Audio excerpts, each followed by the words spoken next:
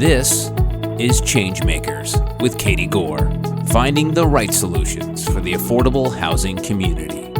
This week's ChangeMaker is Sunny Shaw, the Executive Director of Southern Idaho's Twin Falls and Jerome Housing Authorities. Sunny has spent over 20 years in the affordable housing industry and has previously served as the National NAHRO President. She's also a certified professional career coach. Sunny, welcome to the podcast. Well, thank you, Katie. It's wonderful to be here with you today. Several years ago, I was at an industry event where you were super open and honest about your own struggles with affordable housing. Would you mind sharing that story with us? Yeah, so I tell folks that, my affordable housing journey is part of my why. It's the reason I get up in the morning. And my why actually started back when I was 2 years old.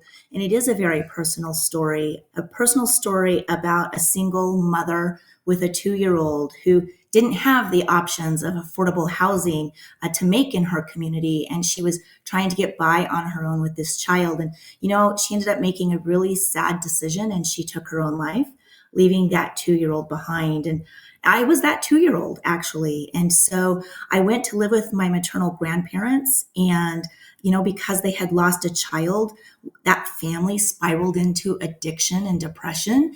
And so although my parents both worked, I call them my parents because they, in the long run, ended up adopting me. But because although they both worked, it was because of depression and addiction that our family lived very much paycheck to paycheck. And I can remember as a little girl when I would see the pink paper in the window of an electric bill. And I would know that meant I needed to get an adult's attention so that we would be able to continue to have our lights and our heat. So then housing was incredibly important. And that leads to that first day I walked into a housing authority. You have to keep in mind that I started at the front desk of a housing authority, answering the phones, but it felt like home. Because when I saw those children coming into our office, I knew that because of the work that we did day in and day out, whether their families thanked us or not, that those little babies had a roof over their head.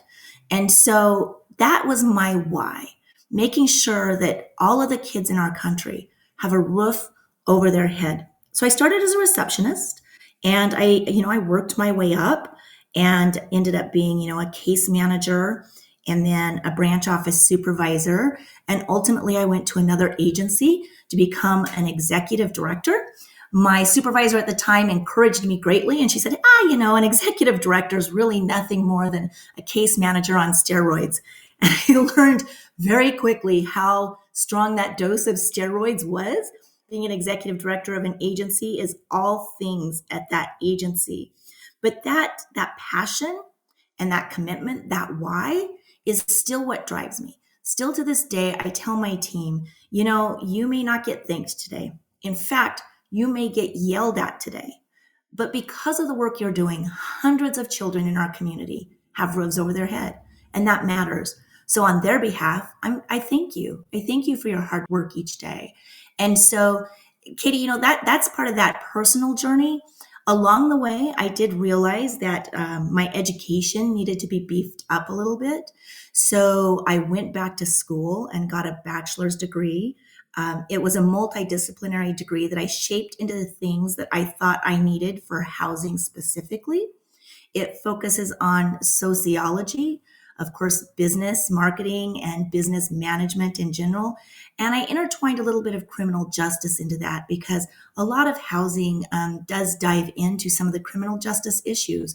So I was able to get that degree and graduate in 2016. So it really wasn't that long ago. I was actually an executive director as I was working on that degree. I now run 2 small agencies in Idaho. They are the Twin Falls and the Jerome Housing Authorities. They are both small. And recently, the Twin Falls Housing Authority was awarded the MTW award in the expansion cohort for asset building. So we are super excited to be exploring our opportunities through moving to work. And then on a side note, I also do some consulting and go in and work with agencies, boards, and with leadership teams, as well as one-on-one career development. So I tend to keep myself pretty busy. That is a lot, and I want to break up several of those pieces. I want to talk about Twin Falls and Jerome and the moving to work designation. But just looping back here, thank you for sharing your personal life story or your personal life, how housing impacted you or lack of housing. It's an interesting piece about you, but there's also so many correlations to housing instability and just trauma-informed decision-making. So maybe walk us through a piece of that. Yeah, I would love to do that. So, I didn't include the full story, obviously, when I was sharing my personal journey. But I think that some of those things are what helped me to become the person I am and have the passion that I have. Until I was 9 years old, we lived in railroad housing. And so we had an outhouse, and our bathtub hung on the side of our house right as people came into town. And I remember walking outside, to use the outhouse and just being horrified as we would be waving to people coming into town. And, I never had grand ambitions of being a millionaire or anything like that, but just knowing that I wanted a home that was stable, could not be taken away from my family as that railroad house eventually was, and that I could just call home. I thought that we had hit the lottery when we moved uptown into a single wide trailer because it had 2 bathrooms. But that insecurity, and you did use the word trauma. I think that when someone can come through trauma and still have a positive outlook, then they can utilize that experience of trauma to relate to others who are in that position currently. I like to believe that I have a very deep level of empathy, and we need that in our work. We need to understand that the family sitting across from us, oftentimes society says they just made bad choices. Maybe it's not about their choices. Maybe it's just how life turned out. As a 2-year-old, I didn't make bad choices. That was just how life turned out. And so it's up to us to be able to provide people a path. And when I think of what was the backbone of the resilience, was this unending hope that things could be better. I knew I was loved despite my parents' addiction and depression. I knew that they loved me and were doing the very best they could. And as a result, I ended up feeling very responsible for them. And I grew up into an adult who takes responsibility for almost everyone around me. And so I guess that's the resilience, is hope and recognizing that if something was going to happen to change my situation, I had to be the one to do it. But I'm incredibly grateful that in that journey, I didn't lose the compassion and I didn't forget where I came from, because I think it lends to the families that I serve being able to connect with me and knowing that I care. Because at the end of the day, if we don't share that we care, then why did we even try? And so I think it's based on, my resiliency is based on the hope and understanding that my future was really up to me. It's interesting, this resilience and this hope. It doesn't come from a Pollyanna state, but quite the contrary. It comes from a recognition and acceptance, but then now you've uniquely paired it with compassion and empathy. What a fascinating, molding of who you are. And I'm sure that translates into how you lead now, correct? I would certainly hope so. Even, my team, my residents, my community, everything that I take on as a leader, I hope that I come from the approach of compassion and really, really caring about the people that I'm engaging with. So I'm sure it's hard because life is hard, but I'm also sure it's hard because when you want to try to put in accountability, how do you layer that maybe with your staff or with people in your programs, and yet understanding life is hard and choices are difficult and circumstances are unique? What's the accountability piece and how you will do lease enforcement or staff accountability and performance outcomes? So lease enforcement, first of all, I always remember that as a housing authority, we are actually in the business to say yes. We are not in the business to say no. And so my first approach is when I recognize that there's some sort of spiraling happening that is causing some lease violations, I like to have that household in. I like to have a conversation with them and create a plan of how they're going to be successful.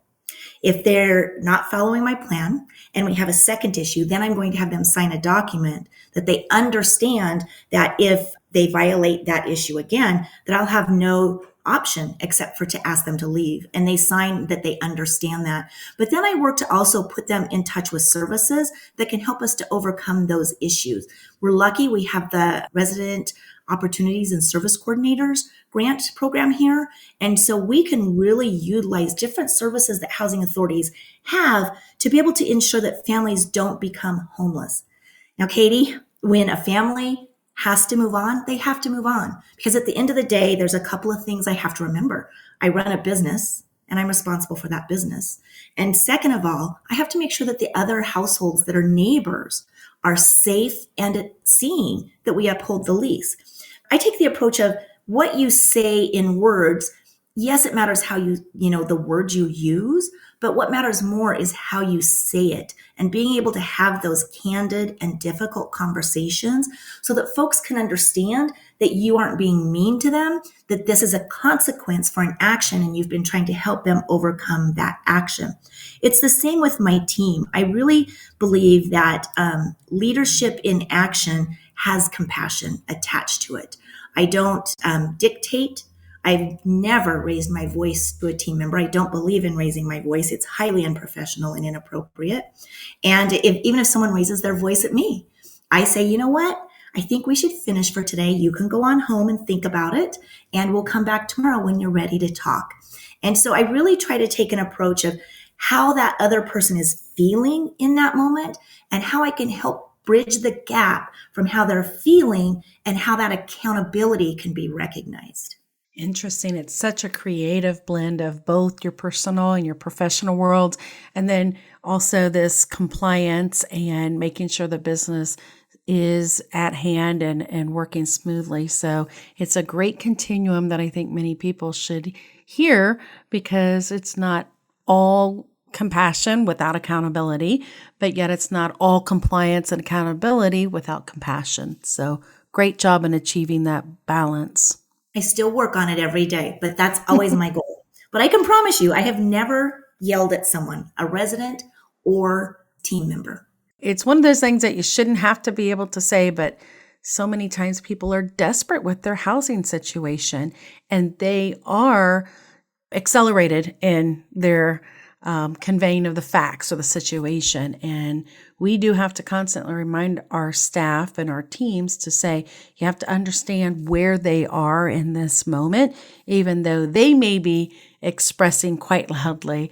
It's important for, the people who are serving, who are on the front lines, who are in the units, who are walking the property, who are handling them on the waiting list, to know the context by which what is truly driving them and their urgency.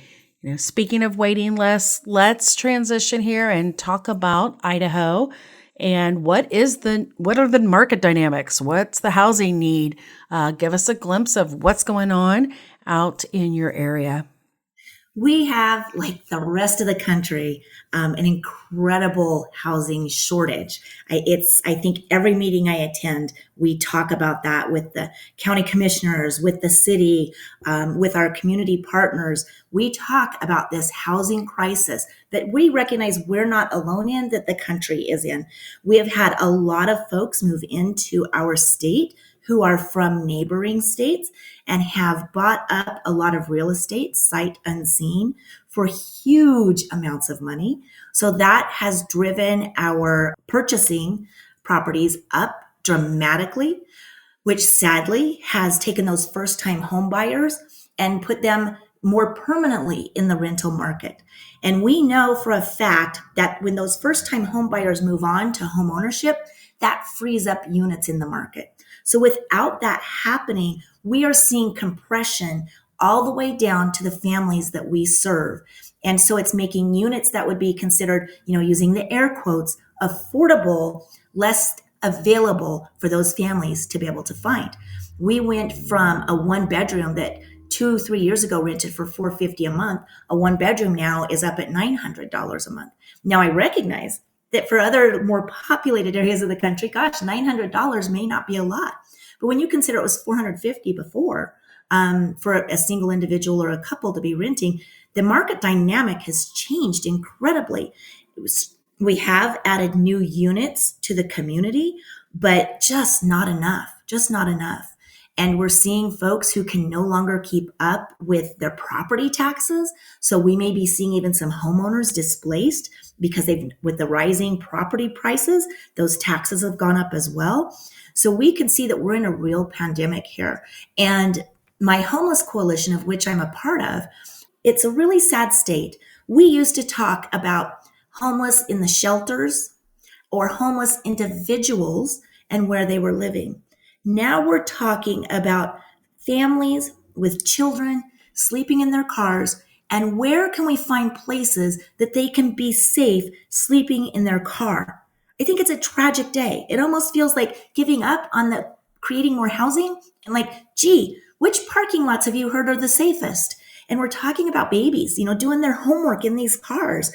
And so what's happening in Idaho is very similar to what's happening in the rest of the country. Of course, the dollar numbers we talk about are proportional based on where you live, but it's no less a crisis here. And even in rural Twin Falls and Jerome, it's just a shocking crisis. And you talk about wait lists, for our 2-bedroom wait list, we are at a 2 to 3 year wait, which is incredible. And that's in our public housing.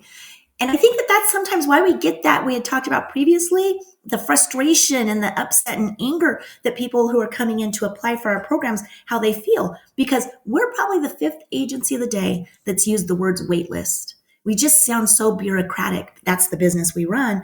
But the housing situation in Idaho is tragic, without question. I've even heard it called waitlist fatigue. And it's a reflection of, yes, the lack of supply and the increased demand, but there's also the human component of, like you said, the 5th agency that they're in line and they're being told the same thing, 2 to 3 year waiting list or nothing available, but yet they need it now. Yes. Are there any housing programs that provide it now? In Twin Falls, Idaho, we have a shelter that is transitional housing. It's been full for the last 2 years. So there isn't anyone that provides it now. And it is waitlist fatigue. I know of a young woman with a disabled daughter. I've been trying to get her to apply for 6 months. But as soon as we start talking about how long it will be, she just gets discouraged and doesn't. And I think the time's going to pass anyway, but she hears that time frame and she's like, why even bother? Why try? I am tired of trying and never getting any response or moving forward. So it is a waitlist fatigue that folks are having. And finally, to address some of the homelessness issues that we have in the area, our homeless coalition, there's 4 of us that have been working on cold weather shelter so that at night, at least, folks can have a place to get out of the cold weather and come and be safe. So we're hoping that that will have an impact, but there's no place for them, Katie. There is no place for them that is emergency shelter right now. Agencies do what they can. They may have a hotel voucher for a couple of days, but they're not going to have anything for longer than that. And it is cold in Idaho. So it is a tragedy right now. Are there programs that are helping you try to attract new development in your area for new construction? Yes, at least we're trying to attract those programs. We did a story for the newspaper a few weeks back, and even just since that newspaper was ran, I've gotten several cards from developers across the country who are interested in working with us. I know that if we could begin the process that we would be able to get some of the money that goes to our finance agency, even if it was a 4% tax credit and maybe some home dollars, that we could do something with that. Where the Twin Falls and Jerome housing authorities have been handcuffed is that both agencies are public housing only. And so, as you know, with public housing, those dollars are restricted. All of the dollars you get through public housing, you can't use to develop something new. That's why the MTW designation for Twin Falls was such exciting news for all of us, because we recognize that now some of the funds that we get, so long as we're helping the same number of people and our properties are still doing great, then we can use some of those funds for development. So that was really good news to us. The two agencies have also come together recently and created a nonprofit that they hope to be able to apply for grants and utilize other opportunities for funding to be able to develop. And so it represents the two agencies together. It's called the Hope Foundation of Idaho. And so we are hoping to be able to develop out of that nonprofit as well. You just mentioned Twin Falls was recently granted a moving to work designation from the Department of Housing and Urban Development. Great job. And you started to explain what this designation means for you. So let's brainstorm and dream here. I know as fast as you can build it, you can lease it. So how do you envision this taking fold over the next few years? So yes, we are so excited. One of the things that we're going to do that is not necessarily tied to MTW, but it will help us with some of those dollars.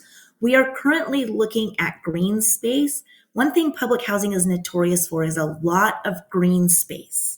And so long as it does not impact the life of the tenants, meaning basically they're not using it that much, and you can make a justification for its release, you can petition HUD for a dispo of that green space from the Declaration of Trust, and so that we could take it into ownership ourselves. So we are looking at a stretch of grass that we have that's on the back side of a property and having it be removed from our Declaration of Trust, our DOT.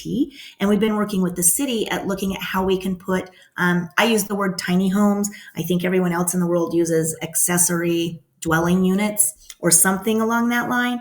But we want to put 4 or 5 tiny homes on it. The city has said that it's possible, targeting the market of individuals who are new in the workforce, your barista, your person who works at McDonald's, the folks who can't quite afford to move out of mom and dad's house, but want some independence. We think that's a great start. And then if we are able to pilot those 4 or 5 units and do well with those, we would like to expand on that. We think it makes a lot of sense, especially recognizing that we are seeing a generation who don't believe they need a 5 or 6 bedroom home. We're seeing a generation that are fine with a really lovely studio or a 1 bedroom. So we would like to see how this pilot goes and then be able to utilize MTW funds as we expand that some more. And then also we're looking at some affordable complexes that we would like to build and or trailer courts if we hear that they're in jeopardy of being bought, and evicting all of those residents out of the property, which has happened a few times in our valley.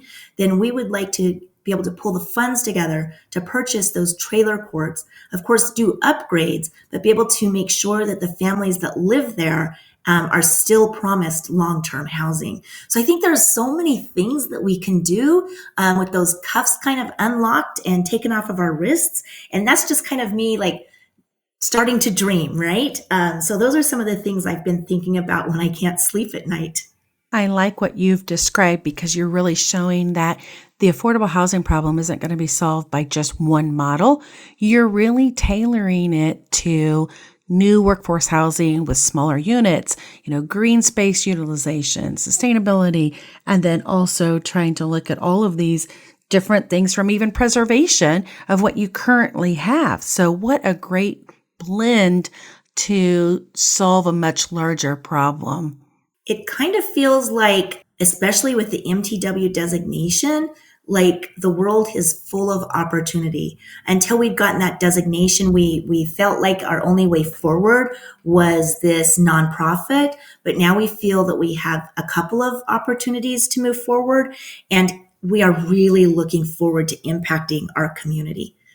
That's great. Well, hold on, Sunny. We need to stop here, but coming up in the second part of my talk with Sunny Shaw, the Executive Director of Southern Idaho's Twin Falls and Jerome Housing Authority, Sunny shares what she believes some housing leaders might be missing. I think that's the thing that employers are missing or housers are missing is our deep responsibility to bring others with us, not just to sit on the throne by ourselves, but to make sure there's plenty of chairs at the table and bring others with us. Thanks for listening to ChangeMakers with Katie Gore. To find out more about Katie, go to quadel.com. That's QUADEL.com. This has been a production of Forbes Books Radio.